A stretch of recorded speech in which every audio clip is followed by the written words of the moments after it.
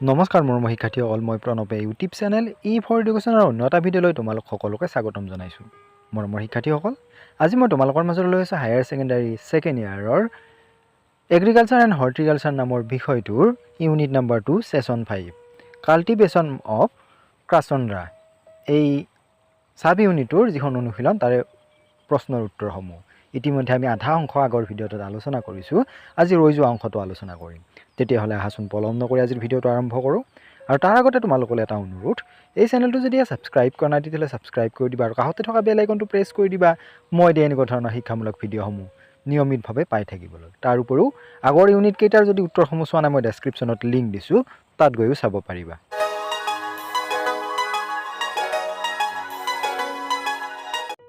প্ৰশ্ন নম্বৰ 2, বীজৰ মাধ্যমেৰে কেছন্দ্ৰাৰ বংশবৃদ্ধি কেনেকৈ কৰা হয়? ইয়াৰ উত্তৰটো হৈছে ক্ৰচেন্দ্ৰাৰ বংশবৃদ্ধি বীজ কাণ্ডৰ কলম আৰু দাবা কলমৰ জৰিয়তে কৰা হয়। ট্ৰিপ্লাইড জাতসমূহ কেৱল কলমৰ দ্বাৰাহে বংশবৃদ্ধি কৰা হয়, কাৰণ এইবোৰত বীজ উৎপন্ন নহয়। 1 হেক্টৰ মাটিত ৰোপণ কৰিবলৈ 2.0 পৰা 2.5 কিলোগ্ৰাম বীজৰ প্ৰয়োজন হয়, কাৰণ 1 গ্ৰাম বীজত প্ৰায় 140 পৰা 200টা বীজ থাকে। বীজ উৎপাদনৰ বাবে 50 × 50 চেণ্টিমিটাৰ দূৰত্ব আদৰ্শ বুলি ধৰা হয়। ক্ৰচেন্দ্ৰাৰ বীজসমূহে ফুল ফুলাৰ 55 পৰা 60 দিনৰ পিছত শাৰীৰিক পৰিপক্কতা লাভ কৰে। সংগ্ৰহৰ বাবে বীজবোৰ প্ৰতি কিলোগ্ৰামত 2 গ্ৰাম কেপ্টান ঔষধেৰে সংশোধন কৰিলে 6 মাহলৈকে সংৰক্ষণ কৰিব পাৰি।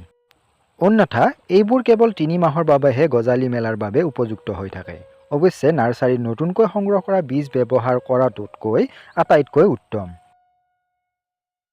তৃতীয় প্ৰশ্নটো হৈছে ক্ৰচেন্দ্ৰাৰ গ্ৰাউণ্ড লেয়াৰিং কেনেকৈ কৰা হয়? ট্ৰিপ্লাইড ক্ৰচেন্দ্ৰাৰ বীজ উৎপন্ন নহয়, গতিকে এইবোৰ কেৱল গ্ৰাউণ্ড লেয়াৰিঙৰ জৰিয়তেহে বংশবৃদ্ধি কৰিব পাৰি। সুৰক্ষিতভাৱে প্ৰস্তুত কৰা কলমসমূহ জুনৰ পৰা জুলাই মাহৰ ভিতৰত 15 × 15 × 15 চেণ্টিমিটাৰ আকাৰৰ গাঁতত 90 × 90 চেণ্টিমিটাৰ দূৰত্বত ৰোপণ কৰিব পাৰি।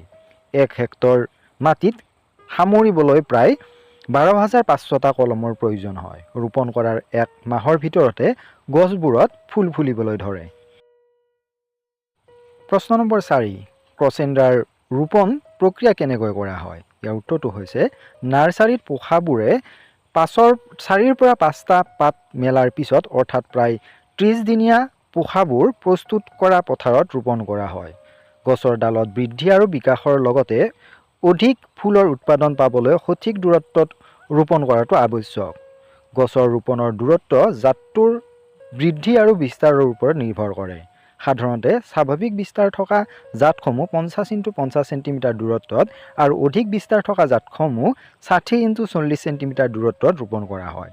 প্ৰথমটো ক্ষেত্ৰত প্ৰতি হেক্টৰত প্ৰায় 66,666টা পোখা আৰু দ্বিতীয়টোত ক্ষেত্ৰত প্ৰায় 41,667টা গছ ৰোপণ কৰিব পাৰি। প্ৰশ্ন নম্বৰ 5, ক্ৰচেন্দ্ৰা ফুল তোলা প্ৰক্ৰিয়াটো বৰ্ণনা কৰা। ইয়াৰ উত্তৰটো হৈছে ৰোপণ কৰাৰ 70 পৰা 75 দিনৰ পিছত ক্ৰচেন্দ্ৰাৰ ফুল ফুলিবলৈ ধৰে আৰু সমগ্ৰ বছৰ জুৰি ফুল ফুলি থাকে। অৱশ্যে বৰ্ষা কালত ইয়াৰ উৎপাদন অলপ হ্ৰাস পায়। ফুলৰ থোপাটোৰ গুৰিৰ পৰা ফুলবোৰ মেলিবলৈ আৰম্ভ কৰে আৰু একে সময়তে গছজোপাৰ বিপৰীত দিশত 2টা ফুল মেলে, যিবোৰ সম্পূৰ্ণৰূপে মেলিবলৈ প্ৰায় 2 দিন সময় লয়। ৰাতিপুৱা সোনকালে ফুলাৰ পাপৰিৰ অংশটো বৃত্তিৰ পৰা টানি আনি এদিন এৰি এদিন ফুল তোলা হয়। এই ফুলবোৰৰ ইথিনিলৰ প্ৰতি সংবেদনশীল। ফুল ফুলা শেষ হোৱাৰ পিছত শুকান থোপাবোৰ আঁতৰাই দিয়া হয়। স্থানীয় বজাৰৰ বাবে ফুলবোৰ কাপোৰ বা পলিথিনৰ মোনাত পেক কৰা হয়। নেক্সট প্ৰশ্নটো হৈছে কলমবোৰ মিলোৱা বা স্তম্ভবোৰ মিলোৱা। এই স্তম্ভৰ লগত বি স্তম্ভখিনি মিলাবলৈ দিয়া হৈছে। এৰ ফালে 1 2 3 4 দিয়া হৈছে আৰু বিৰ ফালে ABCD এনেকৈ দিয়া হৈছে। গতিকে এইখিনি তোমালোকে নিজে মিলাই ল'বা। মই উত্তৰকেইটা কৈ দিছোঁ। 1ৰ লগত অপশ্যন বি মিলিব, 2ৰ লগত A, 3ৰ লগত E, 4ৰ লগত D আৰু 5ৰ লগত C। এইখিনি তোমালোকে মিলাই ল'বা।